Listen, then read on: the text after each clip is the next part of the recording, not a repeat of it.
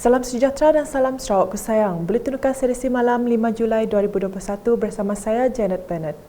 Berita utama, Ketua Menteri Sarawak Datuk Petinggi Dr. Abang Abdul Rahman Zuari Tun Datuk Abang Openg menerima sumbangan berjumlah RM2 juta daripada Lembaga Pembangunan dan Lindungan Tanah LCDA untuk tabung bencana negeri Sarawak di Wisma Bapak Malaysia di sini pada Isnin. Salah seorang ahli lembaga pengarah LCDA merangkap pengerusi LCDA Tan Sri Dato' Ahmad Abdul Aziz Hussein telah menyerahkan cek sumbangan berkenaan dalam usaha LCDA membantu Kerajaan Sarawak menguruskan pandemik COVID-19. Hadir sama adalah pengurus besar LCDA Mona Lisa Zaidel. Berita seterusnya, kerjasama Ketua Masyarakat dan Ketua Kampung KMKK dalam mengenal pasti penduduk yang tercicir akan meningkatkan peratusan penduduk luar bandar mendapat suntikan vaksin COVID-19. Menurut Menteri Muda Perancangan Bandar, Pentadbiran Tanah dan Alam Sekitar Sarawak, Datuk Len Talib Saleh, KMKK juga turut bertanggungjawab untuk menjelaskan kepentingan pengambilan vaksin COVID-19 kepada penduduk masing-masing. Oleh kerana pendekatan kita pada apa yang kita telah ambil sebelum ini ialah apa yang kita panggil mopping up. Mopping up bermakna kita gunakan ketua kaum, ketua masyarakat, ketua rumah untuk pergi ke tiap-tiap rumah ataupun bilik untuk mengenal pasti warga yang tidak berkemampuan untuk berjalan ataupun tidak dimalukan perkara ini ataupun memberi penjelasan lanjut mengenai dengan kebaikan suntikan ini. Dari itulah kita buatkan mopping up. Hasil daripada mopping up inilah kita mencapai patusan yang mendaftar lebih pada 90%. Dan pada suntikan ini juga pada hari ini lebih pada 90% juga. Beliau berkata demikian ketika ditemui selepas mengadakan tinjauan ke program imunisasi COVID-19 kebangsaan PICK yang diadakan di Pusat Pemberian Vaksin PPV Dewan Masyarakat Stalun pada Ahad.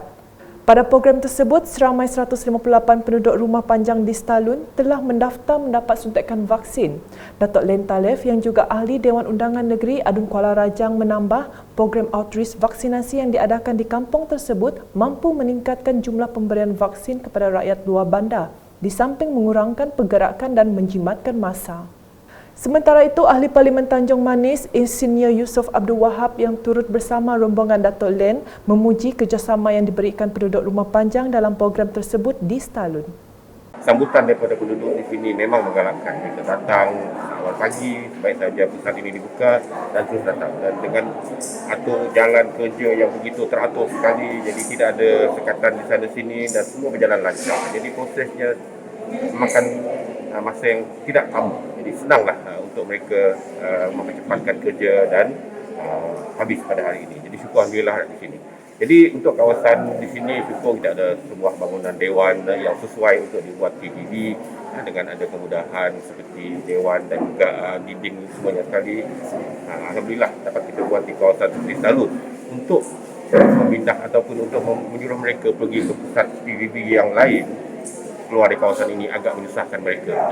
Dalam pada itu, Kaunselor Majlis Daerah Matu Daro, MD Juki Puso, ketika ditemui berkata program vaksinasi yang diadakan ini penting bagi penduduk kampung tersebut mendapatkan vaksin.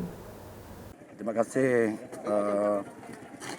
kepada Datuk Len, kepada Yusof, terutama amnya kerajaan BPS Negeri Sarawak kerana telah memberi kemudahan untuk macam ini, contoh program-program besin yang pertama di Kampung Stalun. Dengan ini saya mengucapkan banyak-banyak terima kasih lah. Dengan adanya program macam ini, penduduk-penduduk kampung tidak susah payah untuk pergi ke Belawai. Dan tamat nombor satu dia untuk tidak setiap penduduk di Stalun tidak ada yang tercicil. Itulah mutamat utama. Selanjutnya, kerajaan sekarang berusaha untuk memastikan penularan wabak pandemik COVID-19 ini dapat dihentikan menerusi suntikan vaksin. Menteri Muda di Jabatan Ketua Menteri Undang-Undang dan Adat Bumiputera Sarawak, Datuk John Siki Tayar berharap kes positif COVID-19 akan turun dan masyarakat akan dapat menjalani kehidupan secara normal tanpa perlu sekatan pergerakan. Aku benar Siti pengawal kerja tentu segala betul. Benar ada tagang tu tak? Tagang perintah Dah tahu berkumpul beberapa main semua dah tahu itu gawai bagaimana gawai kemarin. Anak nyabung korang tadi. Anak berbuat main orang parai. Anak bertubung itu ngerawat orang keparai ke rumah. Tahu tanya tadi dia bisa atur macam. Dia bisa atur punya. Ia tak murah dia. Ya kedekat kita itu tadi awak ke rumah kita itu alus awak ke rumah kita itu. Tahu tak ada kena pengawal ke besar lagi. Lepas tu masuk medis lebih lagi kita sebab sekali sebab kita rumah panjai sekali kita kerja gawat itu dah gawat negeri ke pulih. Beliau berkata demikian semasa berucap dalam majlis penyerahan cek projek kecil luar bandar MRP Adun Kakus di rumah Christopher Ricky, Ulu Menjau Kakus pada Sabtu. Sebanyak 5 buah jawatan kuasa kemajuan dan keselamatan kampung JKKK Rumah Panjang menerima cek MRP dengan jumlah keseluruhan berjumlah RM90,000. Antara JKKK yang menerima cek MRP ialah seperti tertera.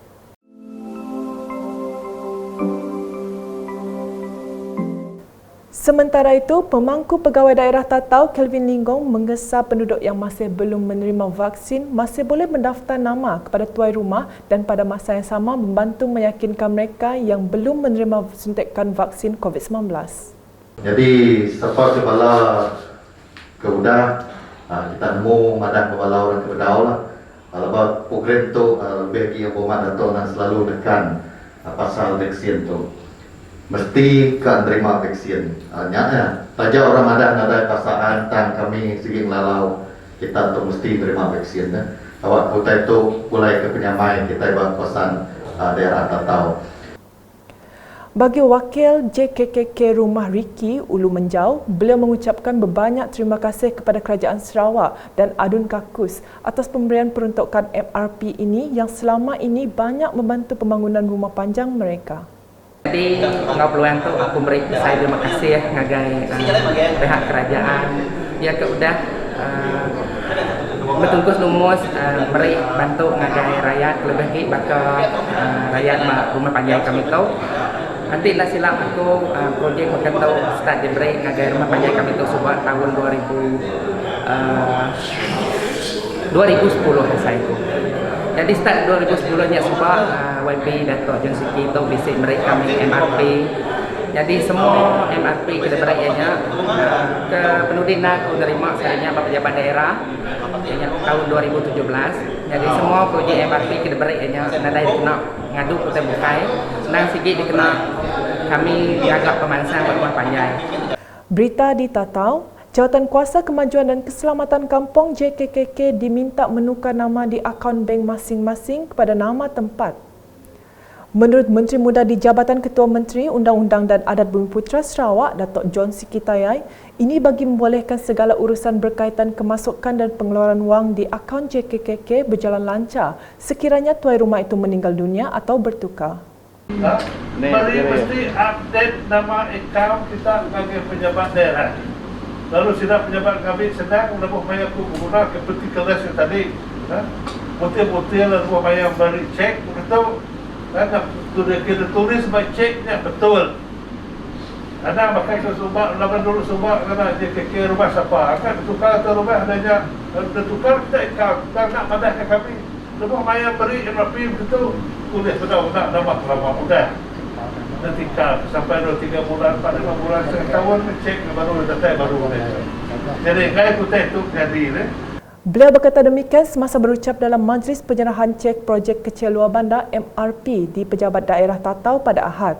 Sebanyak 16 JKKK Rumah Panjang telah menerima peruntukan cek projek MRP dengan jumlah keseluruhan RM239,000.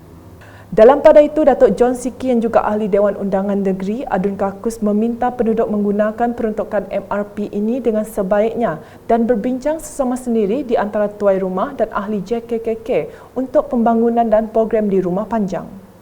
Di Bau, seramai 29,373 atau 61.4% orang penduduk di daerah Bau telah menerima suntikan dos pertama vaksin COVID-19 setakat 3 Julai lepas. Menurut Ahli Dewan Undangan Negeri Adun Tasik Biru Datuk Henry Harry Jinep, seramai 18,453 orang lagi akan menerima suntikan dos pertama vaksin dengan jumlah keseluruhan penerima vaksin di daerah tersebut adalah 47,826 orang. Kalau mengikut data yang kita ada setakat 3 hari bulan Julai, ini bermakna kita boleh mencapai 100% pemberian vaksin pada penghujung Julai, iaitu vaksin dos pertama. Dan untuk menyelesaikan keseluruhan pemberian vaksin untuk daerah bawah dianggarkan dalam sebelum hujung Ogos, iaitu kita memerlukan dalam 19 sampai 20 hari untuk mencapai 100% dos pertama dan tambah lagi 21 hari di bulan Ogos dan kita jangka 100% sebelum penghujung Ogos. Tambah beliau, satu lagi pusat pemberian vaksin PPV telah dibuka iaitu di Hospital Bau pada Sabtu dan Ahad sahaja, susulan daripada hospital beroperasi seperti biasa dari Isnin hingga Jumaat. Manakala di Balingian, nasib 16 sekeluarga daif yang tinggal di pondok kecil di Kampung Matading Kecil mendapat perhatian Ahli Dewan Undangan Negeri Adun Balingian Abdul Yaakob Arbi. Simpati dengan musibah menimpa keluarga berkenaan, Abdul Yaakob turun padang untuk meninjau serta menyumbang tunai makanan serta keperluan kanak-kanak pada Sabtu. Dalam tinjauan itu, beliau menzahirkan rasa simpati melihat kedaifan rumah milik Aminah Ali berusia 70 tahun yang didiami bersama 15 anak dan cucunya tanpa bekalan elektrik dan air. Sehubungan dengan itu, Abdul Yaakob telah mencadangkan untuk membina sebuah rumah program perumahan rakyat termiskin PPRT di kawasan tanah tersebut namun bergantung kepada penilaian daripada pejabat daerah Mukah. Laporan selanjutnya, seramai 100 penduduk dari 4 buah rumah panjang di kawasan Ulus Park Betong menarik nafas lega selepas menjelaskan dos kedua suntikan vaksin COVID-19. Proses pemberian vaksin secara bergerak itu diadakan pada Ahad bertempat di Klinik Kesihatan Nangga Mujaus Park Betong. Ahli Dewan Undangan Negeri Adun Laya Gerard Rentap Jabu yang meluangkan masa meninjau operasi itu merakamkan penghargaan kepada para petugas kesihatan melalui pejabat kesihatan bahagian Betong dan pejabat residen bahagian Betong dalam memastikan proses vaksinasi berjalan lancar. Katanya, pusat pemberian vaksin PPV bergerak itu merupakan inisiatif kerajaan bagi memudahkan penduduk pedalaman seperti di kawasan Spark mendapat vaksinasi. Sementara itu, salah seorang penerima vaksin, Valentina Cendu Renang, amat berterima kasih kepada kerajaan, terutama Adun Laya kerana membawa perkhidmatan vaksinasi bergerak di kawasan itu.